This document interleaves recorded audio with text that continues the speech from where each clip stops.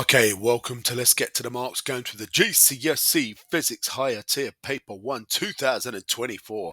It's an hour and 45 minutes. There's 10 questions. Let's go. Don't forget at the start of each question, press pause on the video, grab pen, grab paper, have a go at the question, make your revision active, folks, and then unpause and watch the walkthrough. So figure 1 shows a wind turbine. You can see it here in the picture. Wind turbines may generate electricity when the electricity is not needed. Two methods can be used to store the energy from the turbine are: method A, heating water to a high temperature; method B, pumping water uphill into a reservoir. So why don't you work out which energy store increases when water's heated and which energy store increases when the water is pumped uphill into a reservoir? It's worth 2 marks. Press pause, have a go. Right, I'm going through the answers. So obviously, if you're heating water, you're putting energy into the internal energy of the water. So you could say internal energy, or the thermal energy stores of the water, or the kinetic energy stores, because the water particles move more. Which energy store increases when water goes uphill? Now, the key word here in the sentence is going up. And anytime you move something up, you increase its gravitational potential energy, or you increase the energy in the gravitational potential energy store. Technically, you could say kinetic as well, because as the water moves up, it gains kinetic, but that is all turned into gravitational potential energy. Table 1 shows the information about two methods of storing energy. So we've got method A and B. One is increasing the temperature of the water by 80. One is pumping the water uphill. We've got the energy stored. You can see pumping it uphill stores a lot less. We've got the percentage wasted energy, so we can see their efficiency and where they can be installed. Compare the advantages and disadvantages of the two methods of storing energy and include some maths, some calculations. I've circled that. It's worth 4 marks. Pause the video, have a go. Right, I'm going to go through the answers. Method A can store more energy. Look, look at that first column, 33,600 compared to 490. So we just need to do, they've told us, do a maths calculation. Well, let's simply work out which one, how many times more method A can store than B. So it looks like 33,600 over 490. Method A stores 68.57 times more energy than B. So I would like to say that method A is much better for energy storage because it stores a whopping 33,600 compared to 490. You could do 33,600 minus 490 if you like as a calculation. Now let's find out which one is better or more efficient. So, or which one wastes more energy, you could say. So method A is more wasteful. It wastes 40% of the energy. Let's do the calculation. 40 over 100 times 33,600, we can say exactly how much energy is wasted. Another way to word this is to say that method A is only 60% efficient. So you've done a calculation there, whereas method B is 75% efficient. Anyway, we can actually work out how much energy is wasted or how much energy is useful. So I've worked out that method A has 13,440 kilojoules of wasted energy, whereas method B only wastes 0.5, or 25 divided by 100, which is 25%, times 490, 122.5 kilojoules. So method B is much more efficient, 75% efficient compared to only 60% efficient for method A. See calculations and all of that. So you just got to show off some calculations. I've just shown you the wasted energy here for each to show you method B is less wasteful. But we could also talk about how method A is less efficient by saying it's only 60% efficient and method B is 75% efficient. And I worked that out by doing 100 minus 40 or 100 minus 25. So there's lots of little maths calculations you can do. They just want to see a couple of maths calculations and for you to make a comment. Method A is more accessible, it's easier. You can put it up anywhere, so it can go at low land, high land. It doesn't have to be on a hill because you haven't got to pump the water up the hill. Method B requires mountains, and not all countries have mountains or places have mountains. And also, it's pretty expensive to build something and pump something up a mountain, right? As I say, there's other ways. We could have calculated the efficiency of A and the efficiency of B. Well, there's lots of other calculations you could do. You can check the mark scheme in the link in the description for lots of other calculations and things you could do. Let's move on, folks.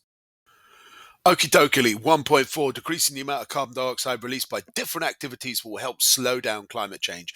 Transport and generating electricity are the two activities that released the largest amounts of carbon dioxide in the UK in 2018.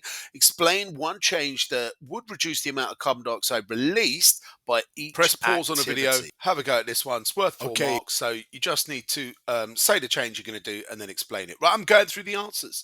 So one of the ways you can change transport is more people use buses, more people use public transport, and therefore the carbon footprint per person is lower, right? So instead of using 10 cars, 10 people can get on a bus, and a bus doesn't give out as much carbon dioxide as 10 cars. So using public transport, whether trains or buses, will reduce climate change.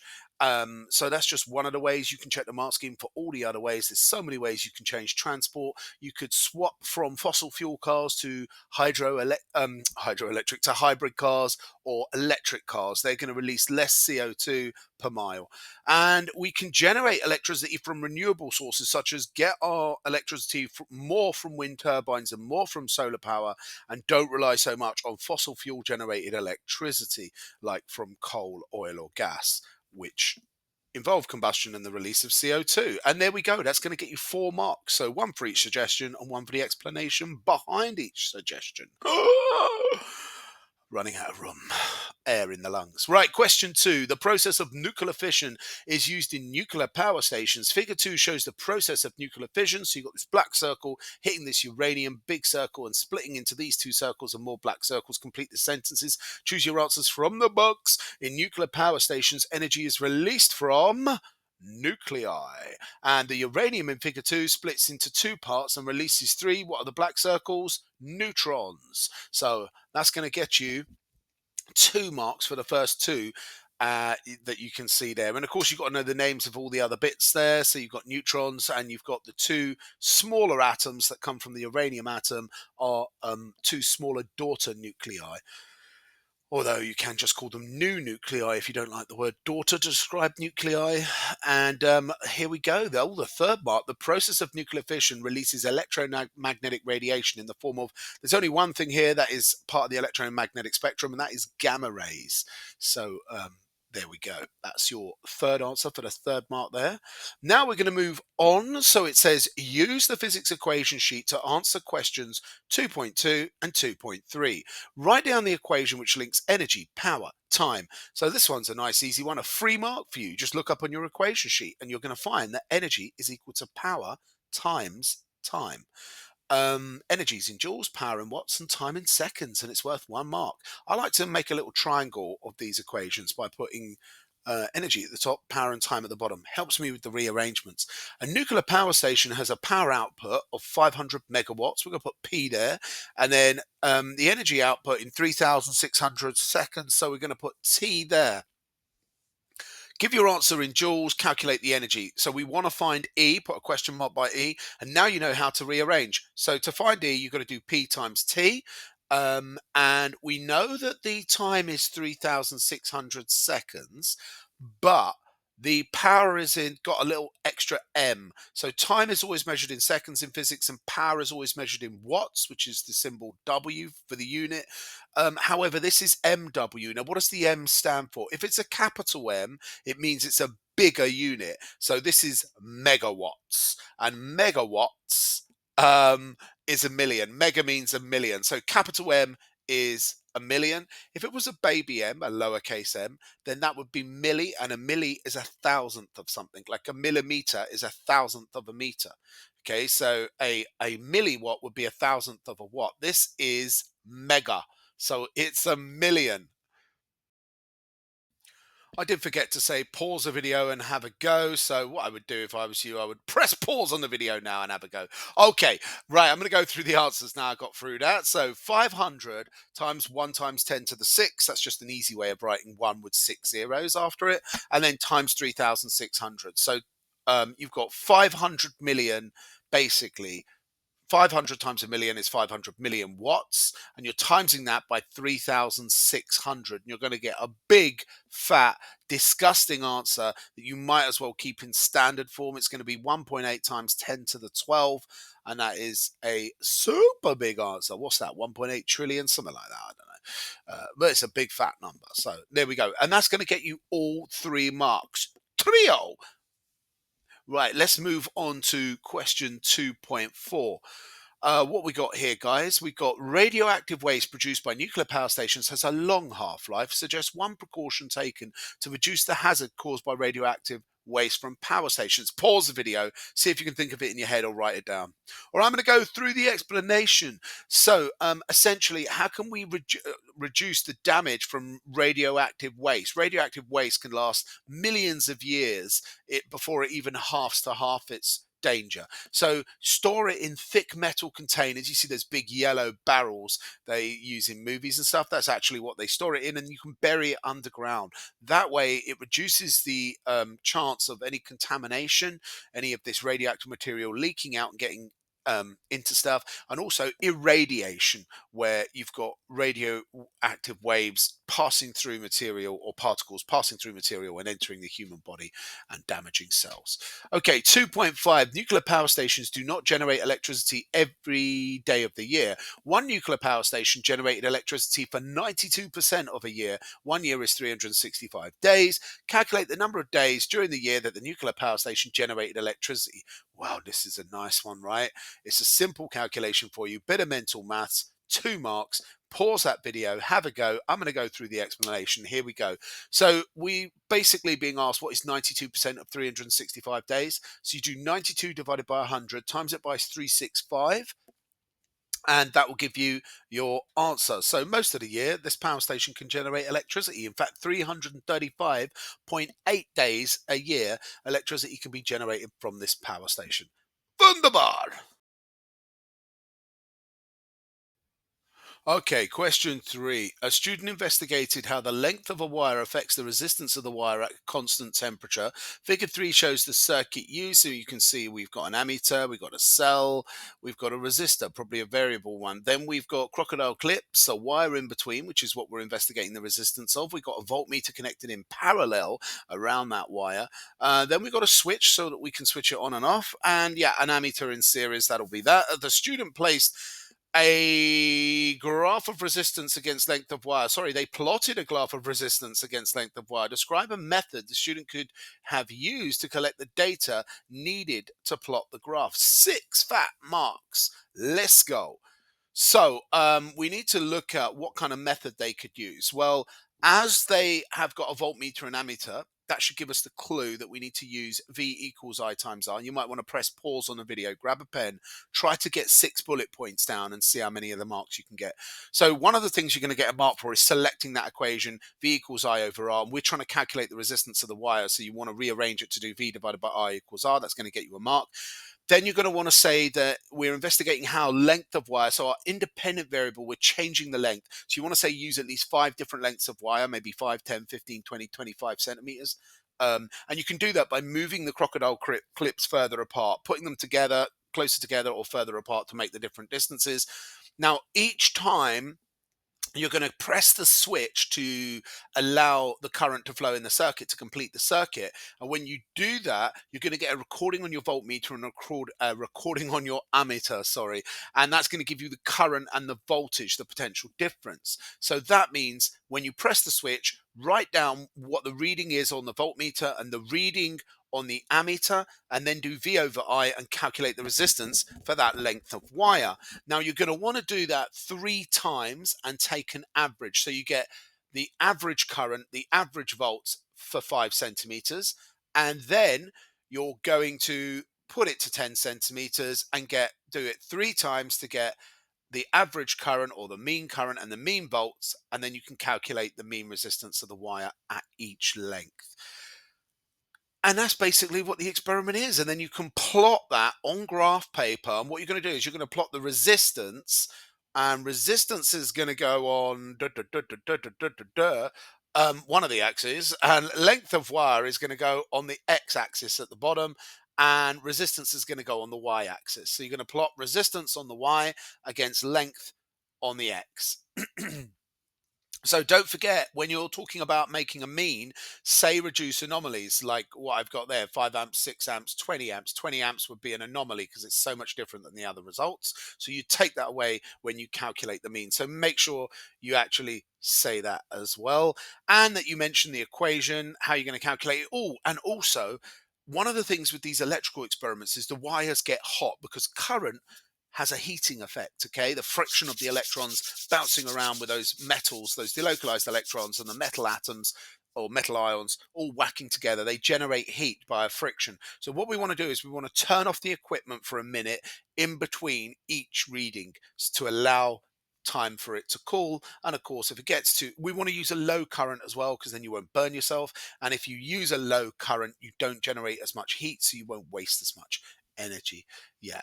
And also, heat affects the resistance. If you increase the heat, you increase kinetic energy. It's harder for current to flow, so that will affect your results as well. Um, there we go.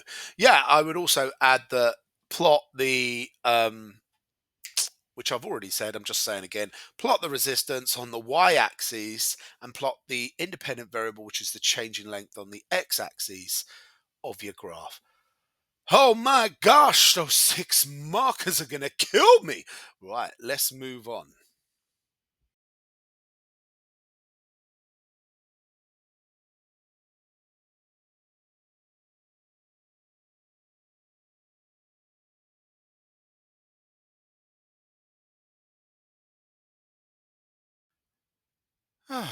Thought I'd give you a little rest from my voice there for a few seconds. Okay, let's move on to the next part of the question. 3.2. Which graph shows the relationship between the resistance of a wire at constant temperature and its length? It's worth 1 mark. So it's going to be the third one, because as length increases, so does resistance. Okie dokie. 3.3. The student used a cell that had a potential difference of 1.50 volts. Explain why the cell was not an electrical hazard to the student in the investigation. Okay, guys, pause the video, have a think. Why is it not dangerous? 1.5. Hey, guess what? Open up your Xbox or PlayStation controller, open up your TV remote. In the back is a 1.5 volt battery. It's too low a voltage. The difference between the battery and your body, there is not a very big difference in voltage, so you're going to get such a small current flowing that you wouldn't even feel it. So yeah, very low voltage, very low potential difference, so you won't get an electric shock. Right, question 4 shows a static electricity generator. Here's figure 4. It's got a metal dome. It's got a rubber belt. That's an insulator. It's got the movement of the belt going around this motor at the bottom. The rubber belt is turned by a motor. The rubber belt moves. The charge is transferred down the rubber belt to the metal dome, or from the rubber belt to the metal dome. 4.1, figure 5 shows a student touching a metal dome of the static electricity generator. The dome is negatively charged. Explain why the student's hair stands up on end. It's worth 3 marks, 3 bullet points, peeps. Pause the video, have a go, grab your pen and paper. All right, I'm going through the explanation. So, charge flows. Oh my God, charge. Charge flows from the rubber belt into the dome. So the dome becomes negatively charged. It's covered in electrons. Of course, negative charge can move, positive charge can't move. But this negative charge then flows down the girl's arm into her hair. Each one of her hairs ends up negatively charged. And because each hair is negative, what you get if 2 like or same charges come together, it's like 2 north poles or south poles of a magnet, you get repulsion. It's actually you get sort of an electrostatic force of repulsion, and it's very similar to magnetic forces. So each of the hairs are negatively charged, and when those 2 negatives come together, they push away from each other. That's why all of her hairs are spread out. And the key words here is that we need to say that charge flows into the student, her hair becomes negatively charged, 2 marks, like charges repel, and that's the third mark.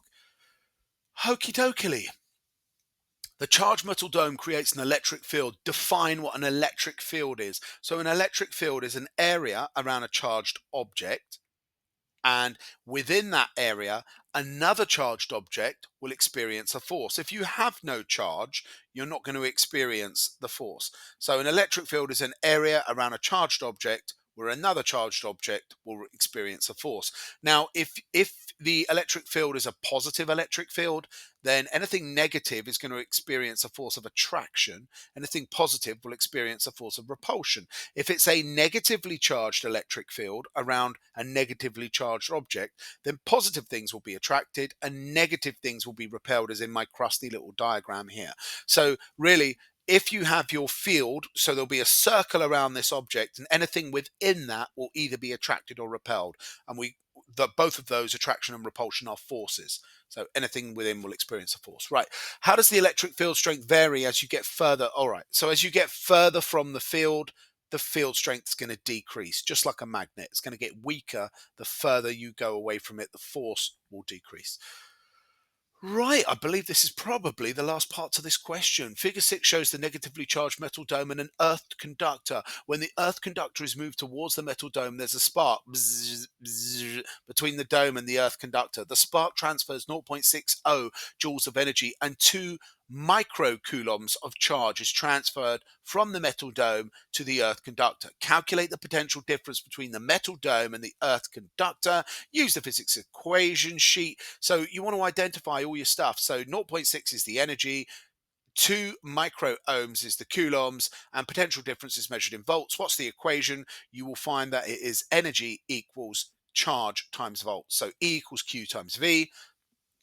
We're being asked here to calculate V, so we need to rearrange, divide both sides by Q. You've got E over Q equals V. You can put that in a triangle if you like. So E over QV. So you'll know that you need to do energy, which is 0.60 joules, divided by 2 microcoulombs. Now, microcoulombs, we need to change them to coulombs, guys. We need to go from micro to coulombs. Micro is a millionth of a coulomb. So we're going to divide or we're going to multiply by 1 times 10 to the minus 6 because it's going to be a millionth of a coulomb. So 1 over a million, or 1 times 10 to the minus 6. So we've got essentially 2 divided by a million, and that is going to give us 2 times 10 to the minus 6. That is what 2 microcoulombs are in coulombs. They're 2 millionths of a coulomb. So we're going to go 0.6 divided by 2 millionths of a coulomb. What are we going to get? Let's smash that in the old calculator right now. 0.6 divided by 2 times 10 to the minus 6. Bosh! It's 300,000. And it's going to be, that is our answer, 300,000 volts.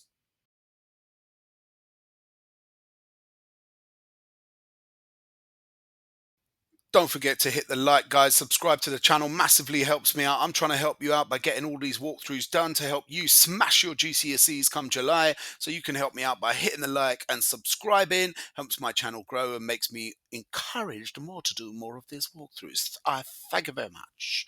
Right, 4.5. Which of the following charges would increase the distance a spark changes? Which of the following changes, you fool, would increase the distance a spark can jump between the dome and the earth conductor? Let's see. If you made there less, if you made less charge on the dome, how are we going to make the spark increase the distance?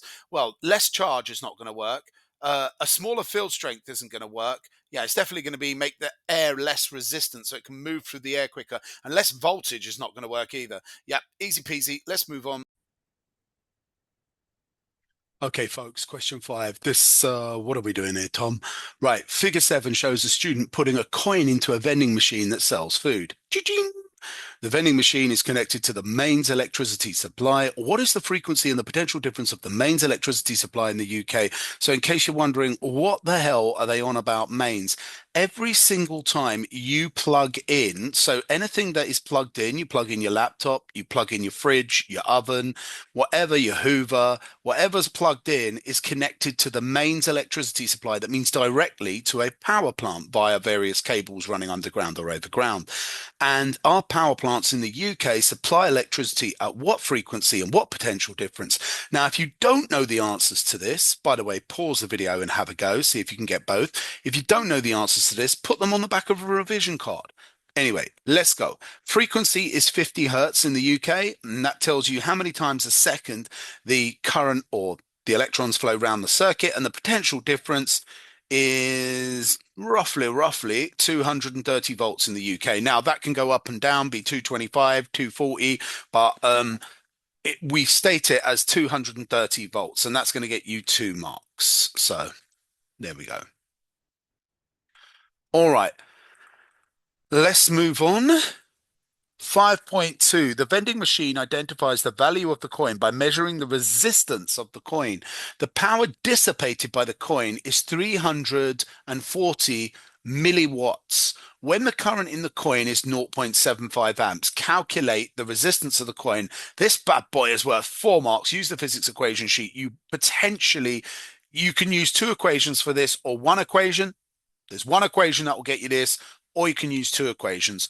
Anywho, use the physics equation sheet, press pause on the video, have a go using your calculator. Now I'll go through the answer. So first things first, you're going to pick up a mark. And if you don't get this right, you'll only lose 1 mark. But we need to put this into watts. This is the power. So if you're looking for your thing on the physics equation sheet, this is I. I is for current. I know why have I as the symbol for current.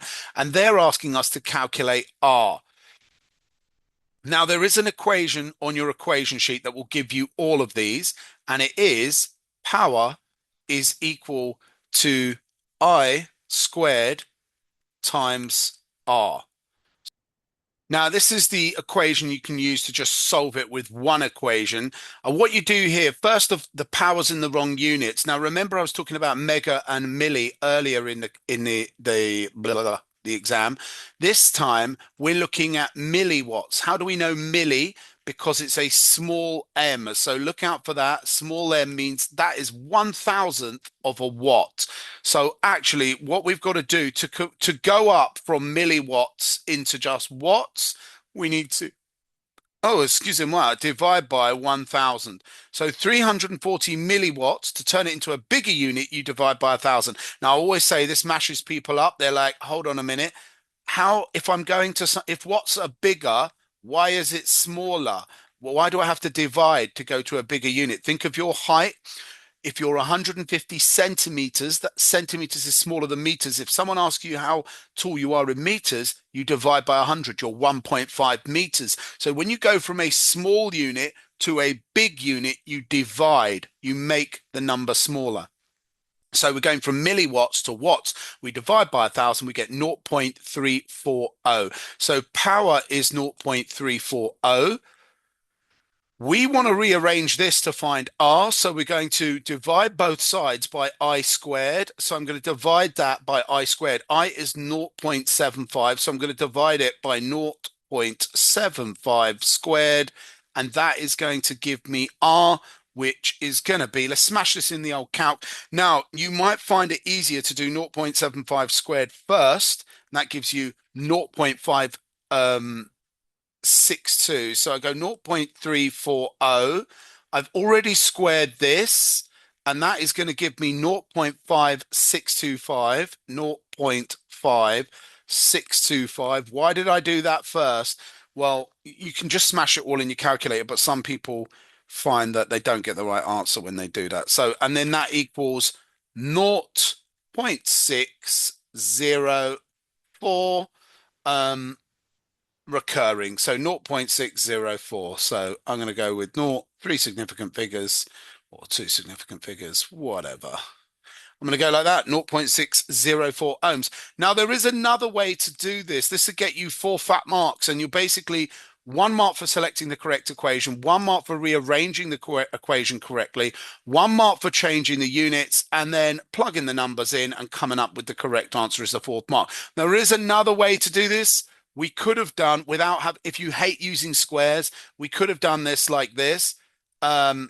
P equals I times V. Some people might prefer this way. So we're going to go again, 0.340 is equal to current times voltage. So I know the current, so I'm going to go power over current. So like that, slightly different because you don't need to square it. So if you hate squaring, you can do it this way. Divide it by 0.75, and you're going to get 0.453, and that is volts.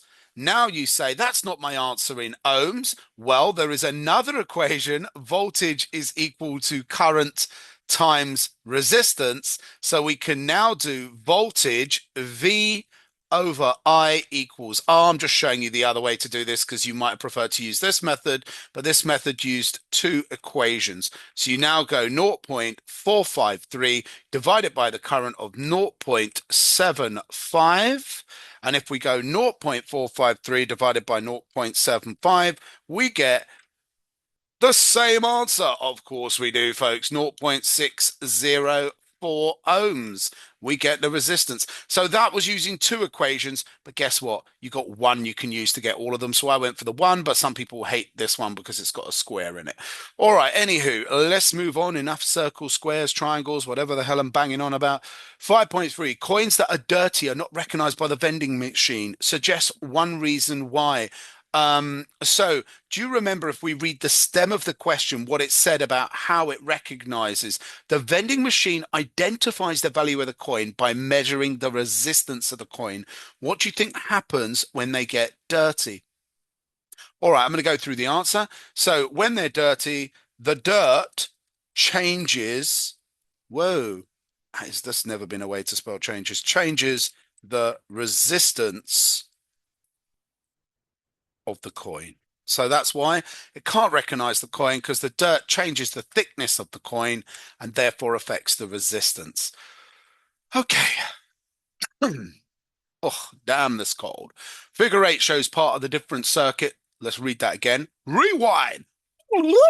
Figure 8 shows part of a different circuit that is used to monitor the temperature inside the vending machine. Here's figure 8. We've got a 12-volt battery, 400 ohm resistor, we got a thermistor, and we got a voltmeter. The circuit symbol for a thermistor has not been included. Draw the circuit symbol for the thermistor in the box. I can't speak. So you just, a thermistor, anything that ends with istor is a resistor. So you start with drawing a normal resistor like that. Now a thermistor has a kind of backwards tick going through it like so. And so that is my thermistor. Right, let's move on. Figure 9 shows how the resistance of the thermistor varies with temperature. So as the temperature increases, what happens to the resistance? Resistance goes down. This is worth a fat 5 marks. The cooling system inside the vending machine turns on when the temperature of the thermistor is above 20. So when it gets above 20, the cooling machine turns on. Determine the potential difference across the resistor.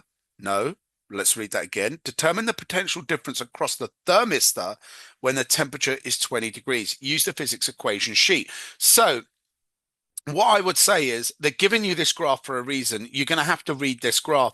And just doing this, it says at 20 degrees, determine the potential difference. So they're basically telling us we need to work out voltage. So, and we're going to use the equation sheet. So we're going to have to use one of these things that has voltage on it on the equation sheet. We'll check that out in a sec.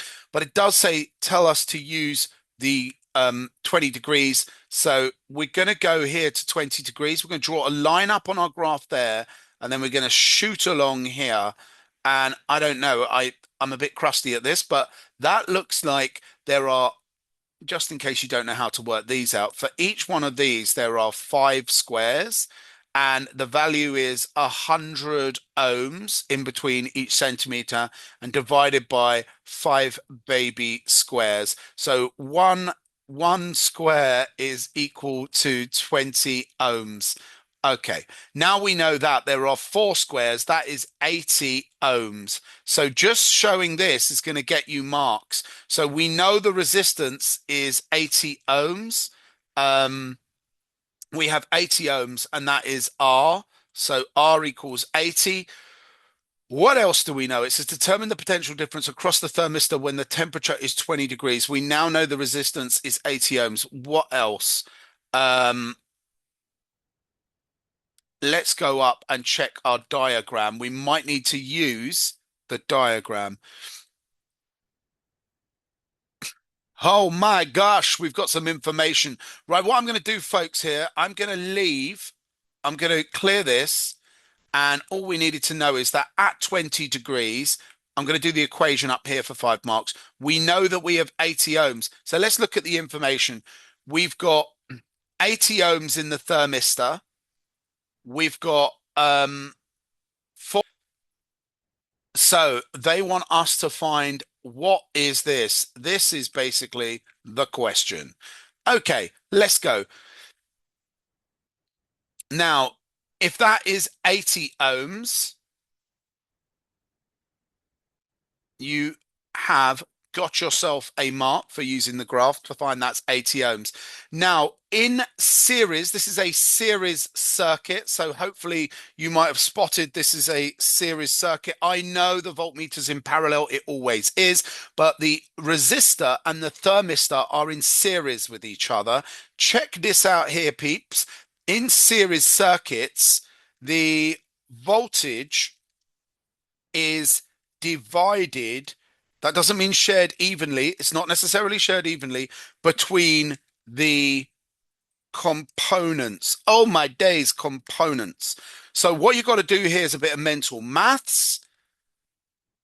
The thermistor is going to have a greater voltage because it has a lower resistance. So we need to work out what percentage of the 12 volts the thermistor is going to have, and we can do that.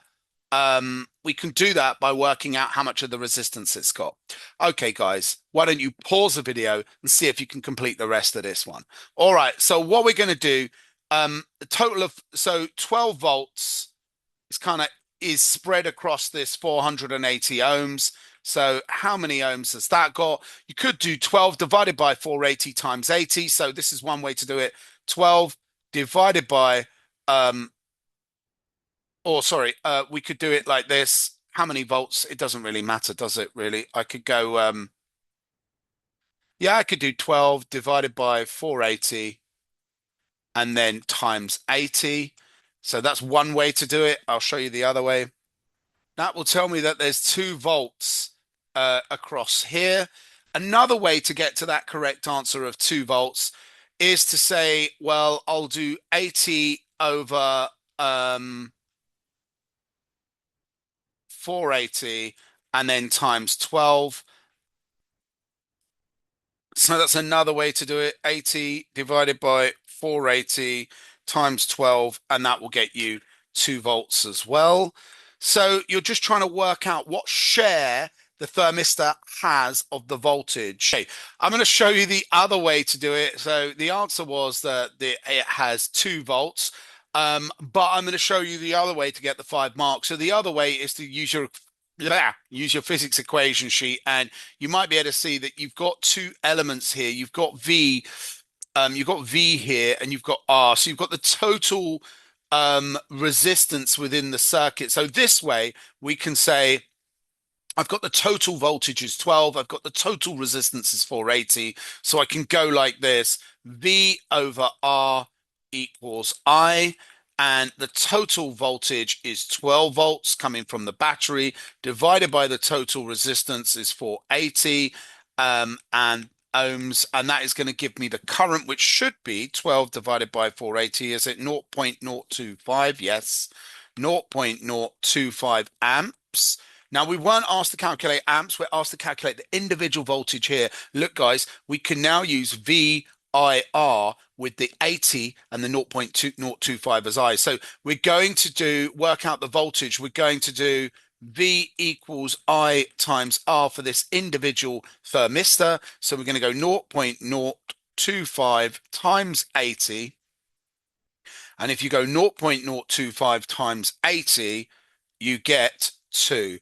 And that will tell you that the answer is 2 volts. So you could work it out using the totals and then hit the VIR for the individual. And that will get you all of the marks, all of the marks, all of the marks.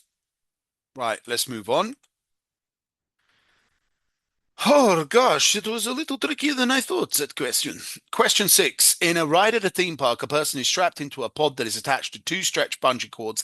The bungee cords behave like springs. Figure 10 shows a person using the ride. Figure 10. Before release, the stretched bungee cords doing, and then support tower after release.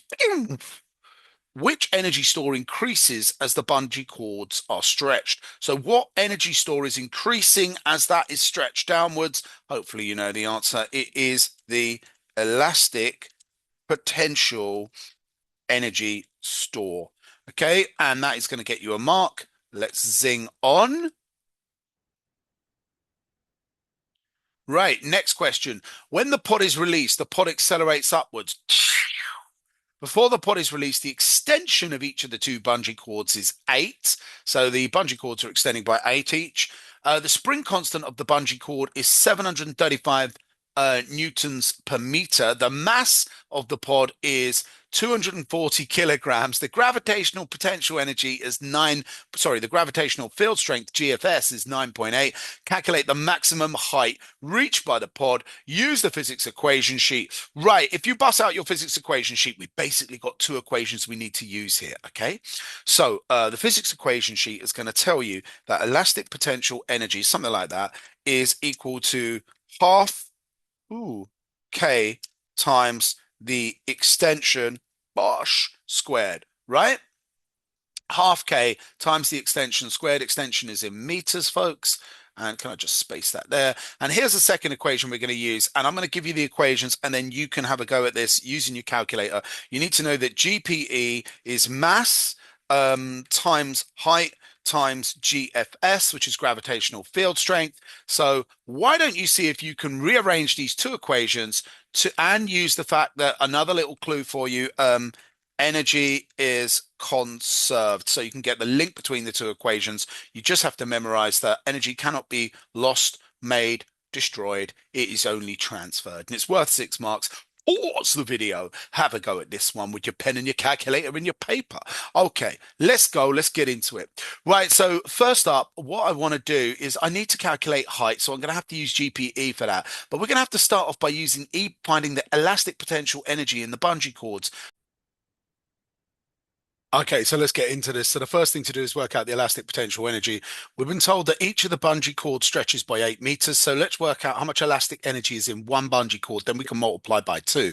So what we need to do first of all is do a half, or 0.5. Oh my gosh, 0.5 times 735. Why are we timesing it by 735? Well, that's K, and that is the extension. So I need to go 0.5 times 735 times 8 squared. 8 squared is 64, right? Yeah, that's 64. So, and that is going to equal, smash that in the old calc. So what do we want? 0.5 times 735 times 64. That gives me 23,520 joules. So 23,520 joules. Now, bear in mind, that is in one bungee. Oh my gosh, I can't even spell. How much is, oh, it's a G, not a J, bungee cord. So that's how much is in one bungee cord. So I need to times 2 for both cords. So if we times this by 2, what do we get? Oh my gosh, look how bad that writing is. How could anyone read what I'm typing?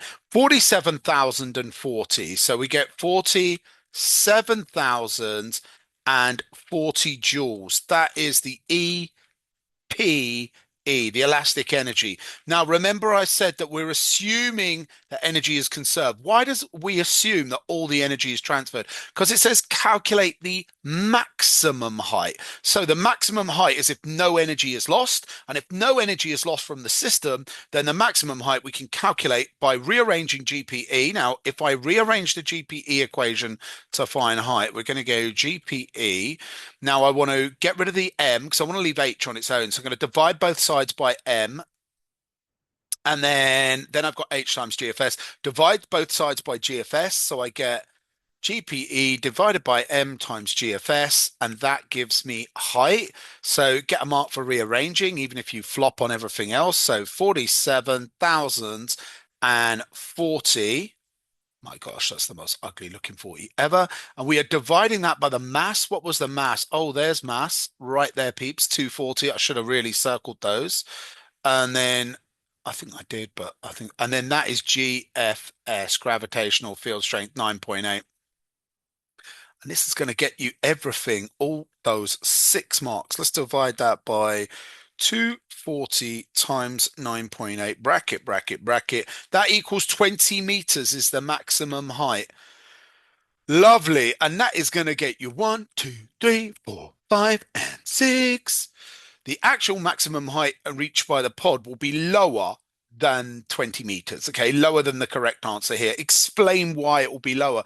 Well, obviously, as the person goes through the air as the bungee cords let go and they shoot through the air. There's going to be friction, so they're going to lose some as heat to the surroundings. And of course, it's going to make a sound, and that means they're going to lose some energy is going to be transferred into sound. Not all of the energy is going to be transferred into GPE, so they're not going to achieve that 20 meters of height. So we're going to say not all of the energy is transferred into GPE stores. Okay, some is lost to the surroundings, and let's give an example. Radiated as heat or thermal or sound. So radiation, by the way, you've got heat like infrared radiation and you've got sound. So these objects are giving off heat and they're losing energy to their surroundings. All nice. Anyway, wunderbar. Enough waffle. Let's move on. Question 7, figure 11 shows a measuring cylinder containing some water which a student used to measure the volume of a metal ring. Look, there's the water in a measuring cylinder. When measuring the volume, the student's eye was in line with the level of the water. So what they're telling us here is that their eye was like this. It's like at level with the water. That's good practice to do that. Which type of error would have been caused if the student's eye was not in line with the level of the water? So if their eye was, say, oh my God, what kind of eye is that? If their eye, if they were trying to look at it like that, what kind of error would they get? Would it be random error, systematic error, or zero error? Well, zero error is when it doesn't really start at zero. And this starts at zero, I believe. So that is not going to be it. It's not going to be zero error. So that would be where the measuring cylinder is wrong, or when you normally they do zero error with a mass, a balance, and it's not reading like a scale. It's not reading 0.0. It's like 0.02. So random error is actually the error you get, like say you run the 100 meters 3 times and you get 10 seconds, 10.1, 10.2. So when you get slight variations, you've done your experiment really well, but you get slight variations. That's just down to random error. So it's not that. It's actually systematic error. It's an error with the system of measurement. So that is systematic error. Gosh. Right, let's move on. Enough of my bish bashing. 7.2, the student tied a piece of thick string to the metal ring and lowered the ring into the water. So just one reason why the student should have used thin string instead of thick string. Well, all depends what they're trying to achieve. They wanted to measure the volume of the metal ring. The problem with they want to put the metal ring in here, right? What they're hoping to do is that will displace the water. The problem is if they have a fat string, it'll absorb lots of water. It's going to affect the volume reading. If you have a thin string, it's going to have less effect on the volume. It's going to displace less water. So thicker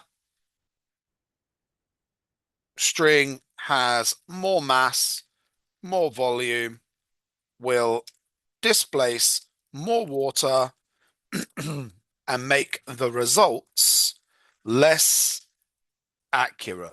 So they should have really used a thin string. You're still going to affect the results negatively by doing that, but there we go. Right, let's zing down.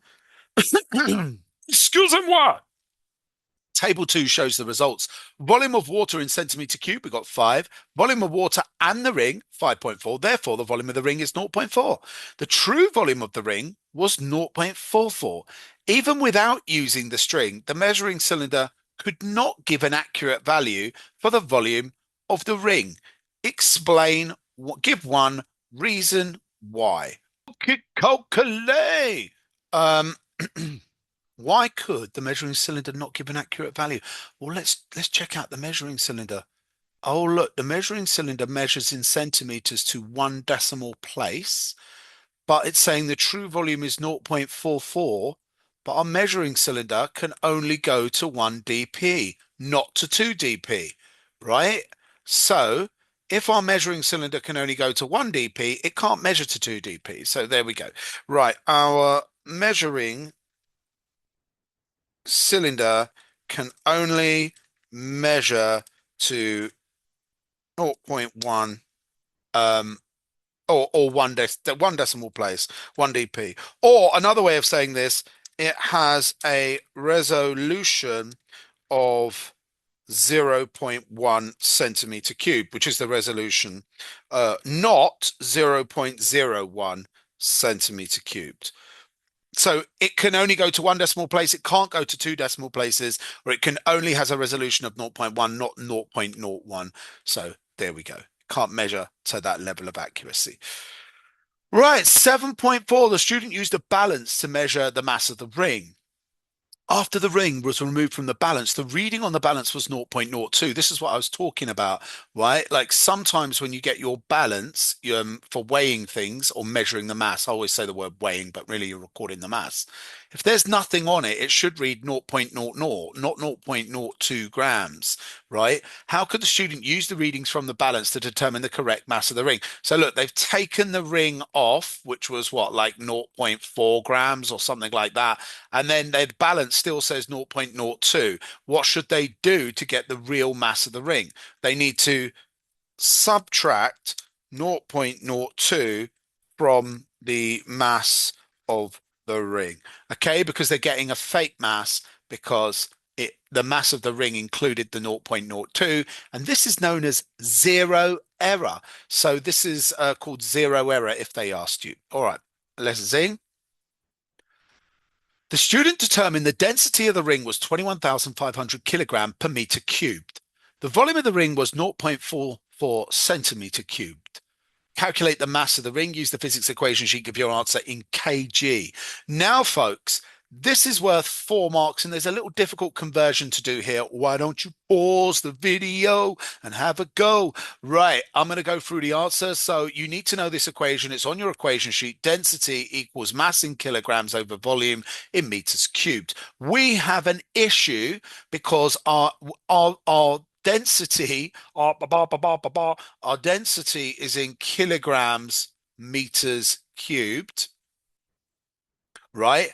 Our volume is in centimeter cubed. We need the volume to align with the meters cubed in the density. We need those to align in order to get this correctly. Now I can either change that into centimeter cubed or change that into meters cubed. So I need to change 0.44 into meters cubed. And as I always say, we are going up the scale. We are going up from centimeters to meters. And this is a little bit hard. How do you go from centimeter cubed to meters cubed? I reckon this is pretty tough. But if you think about a cube, so we have something measured in centimeters cubed, 1 centimeter by 1 centimeter by 1 centimeter. I want to turn it into meters. Well, a meter cubed is going to be 100 centimeters times 100 centimeters times 100 centimeters. So to go into meters cubed, it's going to be even smaller the volume than that because we're going to divide. But how much are we going to divide by? Well, we're going to divide by 100 times 100 times 100. What the hell is 100 times 100 times 100? So 100 times 100 times 100. So I need to, oh, a million. I need to go 0. That is the most crusty thing ever. So I need to divide this by a million to get the volume into meters cubed. So 0.44. So 0. Oh, hold on 1 second. Bear with me, folks. Bear with me. That equals bada bing. What is that? 0.0000. I think that is oh my gosh, equals 4.4 times 10 to the minus 7. So essentially there's 7 zeros in front of the 4. That is the volume in meters cubed. Now I just need to do the mass. Now I just need to do the density times the volume. So if I rearrange this to find the mass, we're going to do D times V equals M. And so I need to do 4.4 times 10 to the minus 7 times the density D of 21,500. So times 21,500, and that gives me naught. Oh geez, Louise, what's going on here, Bob? 0.00946 kilograms. Me no like it. This was quite a disgusting question. You could do this as 9.46 if you like standard form times 10 to the minus 3, which is kind of like the more sophisticated way of representing 0.00946. Okay, we're going on to question 8. So let's zoom. Question 8, a student investigated how the pressure in a fixed mass of air varies with the volume of air.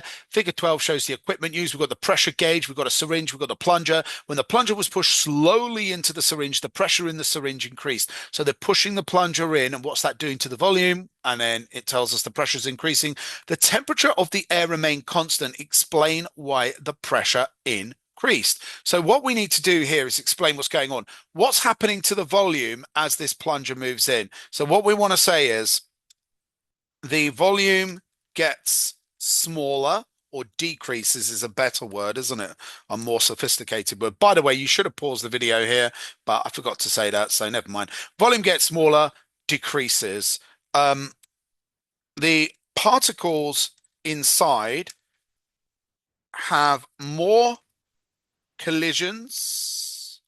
Oh my days. There are more collisions per second, if I want to say, with the walls of the syringe. They exert a greater force over the area, increasing the pressure. So something else here that helps me with this is the fact that pressure is equal to force divided by area. If you make more collisions, the particles exert a force every time they collide with the walls of the container. You're getting a greater force over the area of the walls, and you're getting a greater pressure. So really, it's basically the marks are for saying the volume gets smaller, more collisions, therefore more force. Okay, let's go.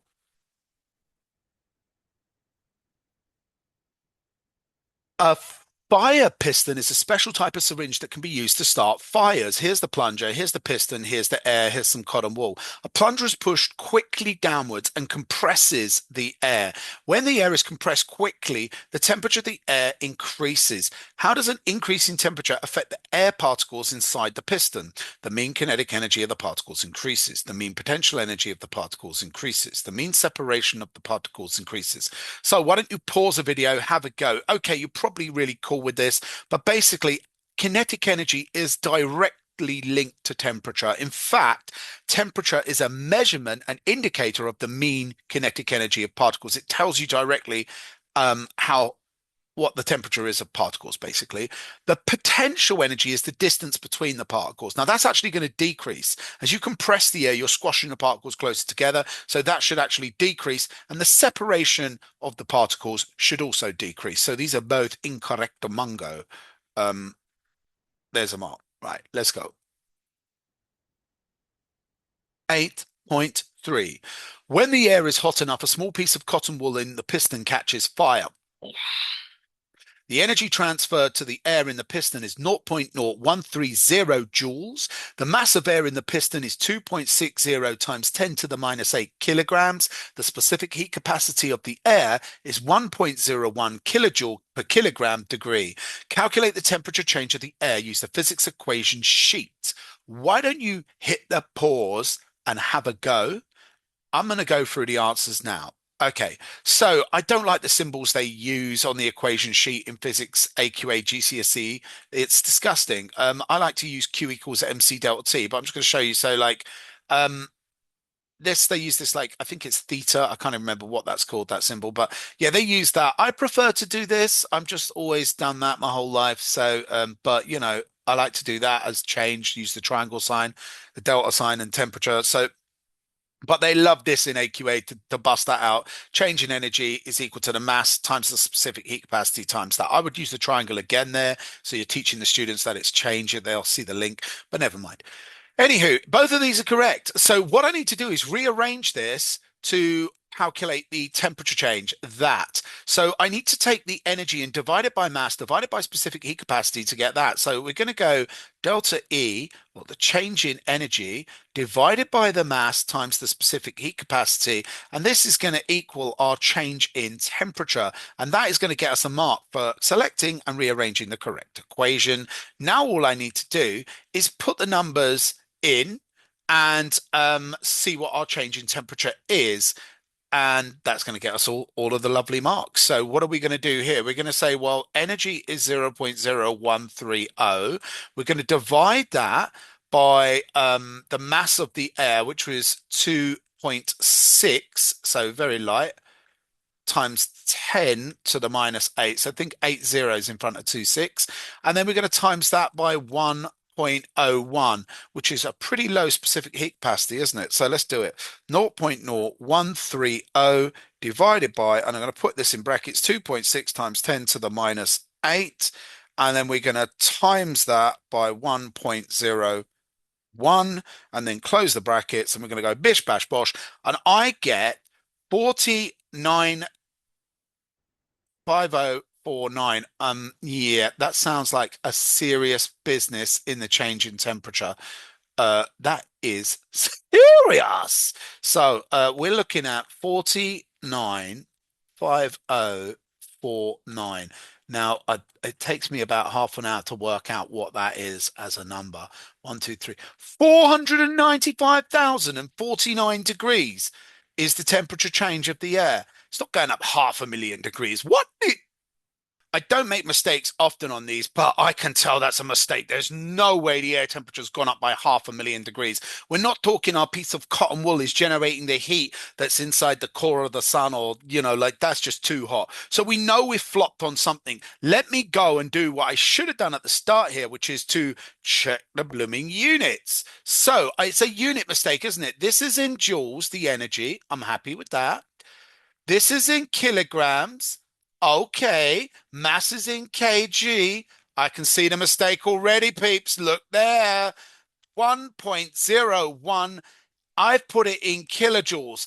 This clashes with this. They're not in the same unit. You can't divide joules by kilojoules like that. I have to convert this to kilojoules. So I need to take my 1.01 and times it by 1,000. So this becomes 1,001 under there, and that is going to completely change my answer. So let's do that conversion. So 1.01 times 1,000, that is going to give us a mark, by the way, one of those mysterious 4 marks. So let's get us there. That gives us one of the marks. We've got one mark for rearranging, 1 mark for that. Plugged all these numbers in, we're going to get a mark for that. And now when I do this, this is going to be 1,000 times smaller. So instead of 495,049 degrees, which is like the temperature of the surface of the sun or something ridiculous like that, it's going to be a lot smaller. And in fact, the answer is going to come out as 495. So always check your units and make sure there's a match. And you see what I did there? That's called a common sense check. When you see a surprising answer and you're like, that doesn't make sense, just like for it to be that hot. You might say, well, how would I know that the cotton wool wouldn't go to 500,000? Yeah, it's good to do a kind of, call it the common sense check. But die. Poet, let die, poet,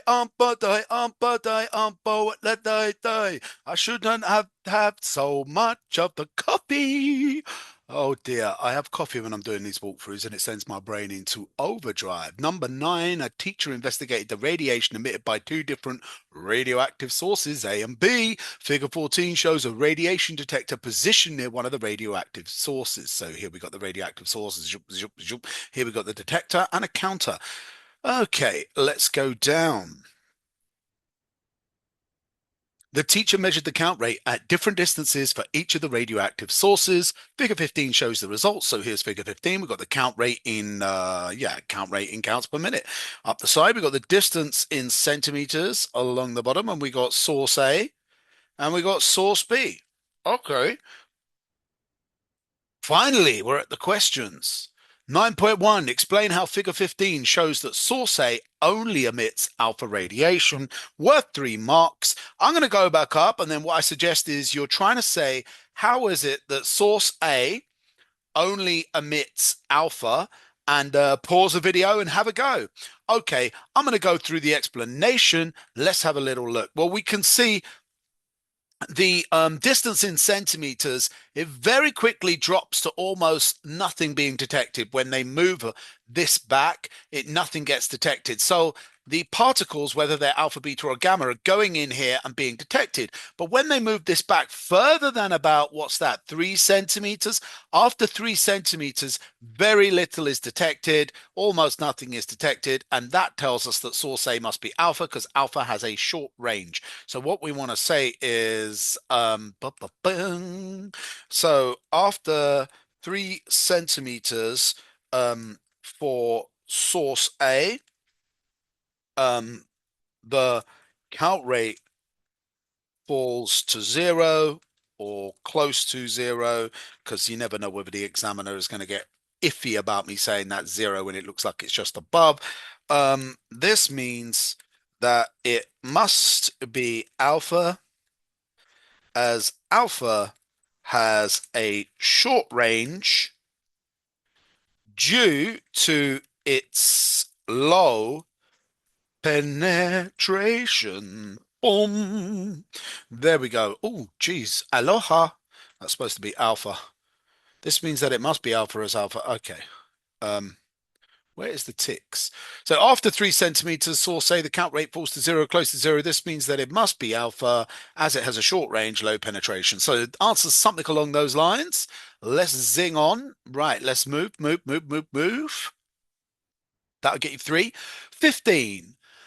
9.2. Figure 15 cannot be used to determine if source B emits beta or gamma. Explain how an absorbing material could be used to show which type of radiation is emitted by source B. So when we look at source B over here, let's zoom in. When we look at source B, it can penetrate through, or it has a higher range in the air, and it's still giving out radiation here. So how can we determine whether it's beta or gamma? And they're asking us what material can you use. So this goes back to your revision cards, and have you memorized what beta can't get through, but gamma can? So I would say use thick lead. Or a thick metal, but lead specifically, but you could say any thick metal. Lead's just mentioned a lot in radiation because it's a very dense material. So use thick lead. Gamma can pass through, but beta, radiation cannot. There you go. So you'd use thick lead and you'll get a reading with gamma, and you won't get a reading with beta. Okay, let's zing. The teacher took safety precautions during the experiment. Suggest one safety precaution the teacher would have taken to reduce the radiation dose the teacher received. So should the teacher, we've seen it falling off with distance, where should the teacher stand? So the teacher should stand behind, or stand far away, let's say far away from the radiation source. And we don't have to explain it. It just says suggest. So that would be my suggestion. Another suggestion, the teacher could wear a lead apron, like in medical, if you're doing x-rays and things, anything with radiation, wearing lead stops you being irradiated. It doesn't prevent contamination, which is something completely different if you get the source under your fingernails or something like that. So yeah, I would say stand further away or stand behind something made of lead. A lead shield, because we have that in school a lot. Yeah. Right. Let's zing on. I've lost my place. So, yep, we did that. We did. Oh no, this is a separate one. So, suggest one safety precaution the teacher could have taken to avoid being contaminated. So, have a revision card, grab a revision card. If you don't know about this, you need to get it down. It's basically the difference between irradiation and contamination. Irradiation is when radiation passes through an object. So that if the teacher stands behind lead or moves further away, they're less likely to have the radiation come off the source and pass through them. However, contamination is completely different. So let me show you in a diagram. Irradiation, we've just done this answer, but say this is the radioactive source. So this is our radioactive source. Oh my days, check that out. That's disgusting. And if the radiation passes through you, so afterwards, you're like that. So any damage that has been done afterwards. you're fine, but some of your cells may be damaged. That's irradiation. It's dangerous. This is ionizing radiation. It could cause cancer. It could damage cells. Contamination is much worse. Contamination, by the way, this square is representing a person, and this is the radiation coming off the source. A contamination is when the radioactive source is inside someone. Why is that bad? Because all of their cells are continually going to be getting ionized, and also the radiation is going to ionize anybody. They have become a source of radiation. Wherever they go, they will irradiate people. Now, that's just to clear that up for you. So what safety precaution can the teacher take to make sure no radioactive material actually gets into their body or into their clothing? So what you would say here is wear a mask, wear a suit. So wear a hazmat suit, basically a hazard suit, wear a mask, use gloves because you don't really want any radioactive material getting under your fingernails. You could say use tongs. Now, it's not going to stop you getting irradiated because if you're picking up something radioactive, right? If this is you standing here and you're holding something at arm's length in some tongs like that, and you're holding your radioactive material, this can still fire through you. That's called irradiation. And you prevent that by increasing the distance. But using tongs will stop the radiation getting in, like under your nails and into your actual body, which is far worse, which is called contamination. So anyhow, I would go with some of those. There's probably hundreds more you could use. Right, let's move on. We've finished with, what is going on? Come on. Oh, no, I'm not in the mood for this. This is a graph. Right, let's go. 9.5. Figure 16 shows how the number of atoms of a radioactive element in a sample varied with time. We've got figure 16 here. We've got number of atoms times 10 to the 23. Activity is the rate at which a source of unstable nuclei decay. Determine the activity of the radioactive sample at 300 seconds and give the unit 4 marks. So what we want to do here, if I want to determine the number of radioactive nuclei that decay at 300 seconds, I need to determine the rate. So the number of atoms per second. So I need to divide Y over X to get the gradient. But I have an issue. As this is a curved line, by the way, why don't you pause the video and have a go? As this is a curved line, what do? Well, we have to use a tangent.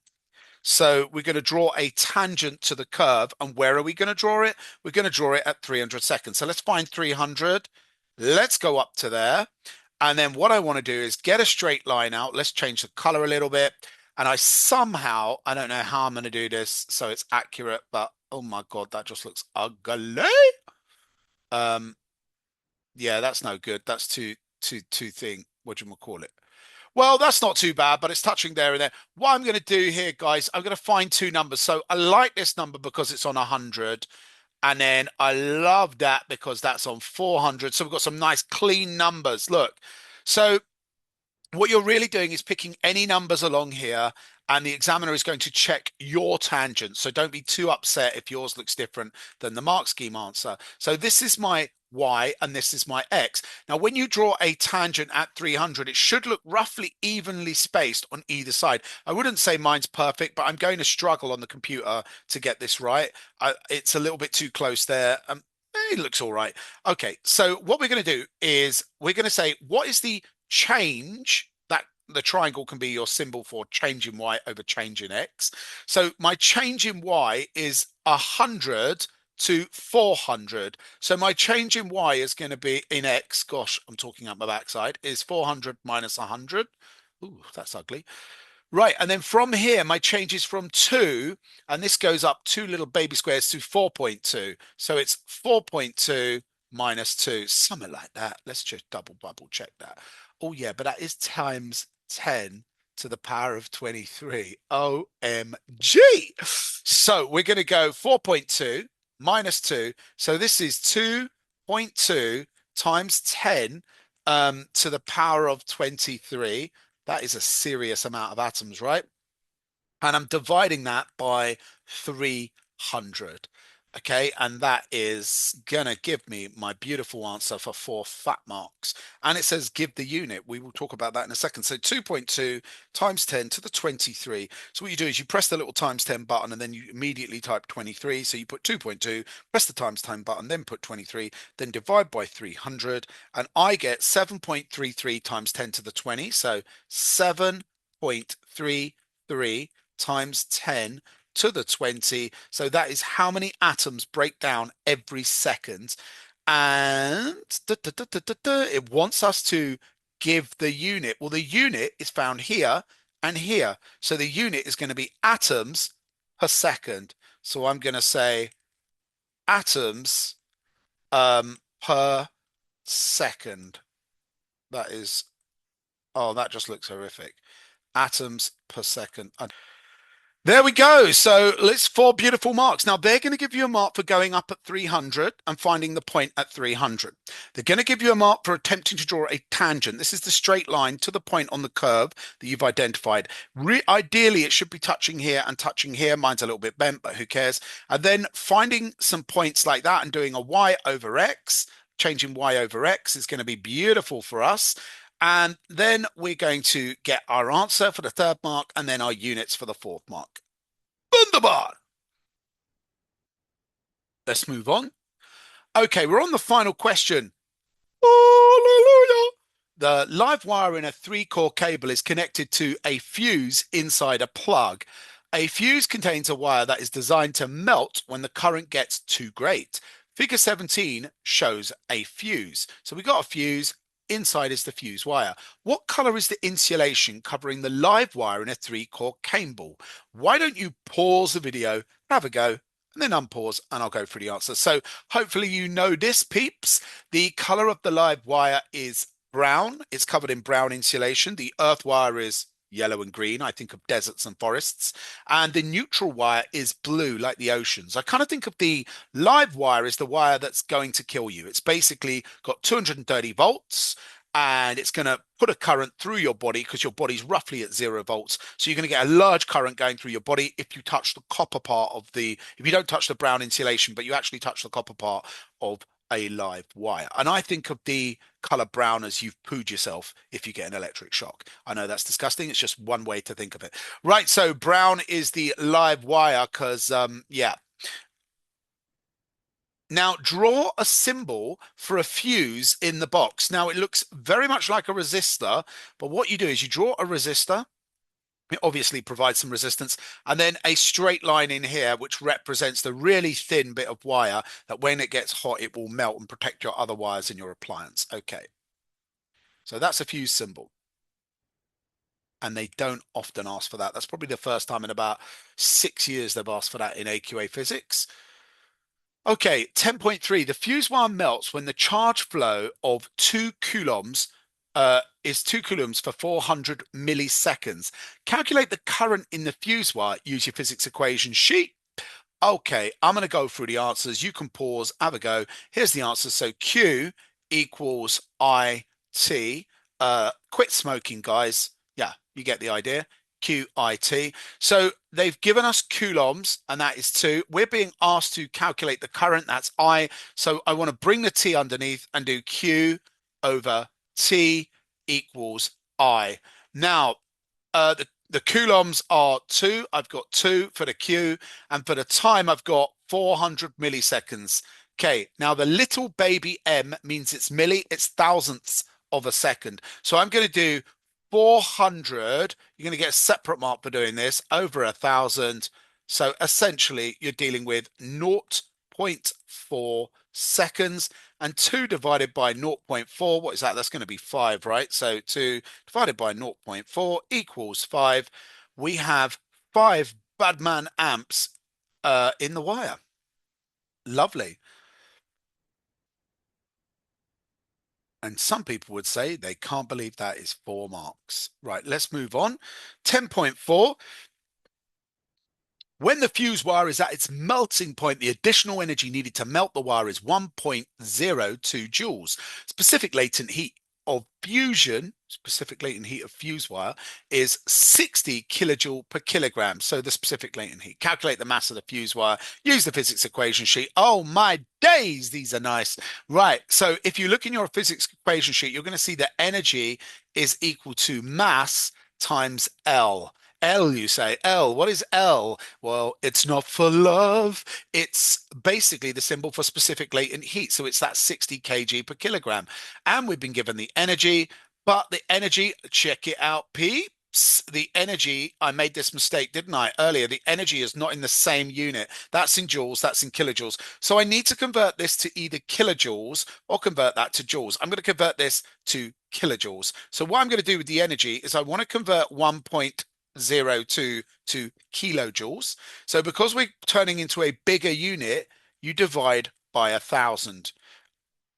And there we go. So we're going to divide by 1,000. 1 divided by 1,000. Let me check what that is. 1.02 divided by 1,000. And that is going to give me 0.00102. And that is the energy. That's going to gain me a mark for that conversion. Lovely. And that is now expressed in kJ. So I can now use it with the other units. Now we are calculating the mass, so I need to rearrange. If I want to get M on its own, I'm going to divide both sides by L, and that will cancel that out. So I'm going to get E over L equals M. Now, in order to do that, let's do it right. 0.00102. What are we dividing this by? We are dividing this by 60, and that is going to give me the mass. And come on, think about it. You're going to say, look, this is going to be a tiny number, but then you're going to use that logic test. Like I said, when I messed up with the, I found out that the cotton wool burned with the temperature of the sun, it defied logic. I'm going to get 1.7 times 10 to the minus 5, 1.7 times 10 to the minus 5 kilos. And you'll be like, what the hell, Tom? That sounds insane. How can you be getting that lower number? Let's use our common sense, right? This is kg.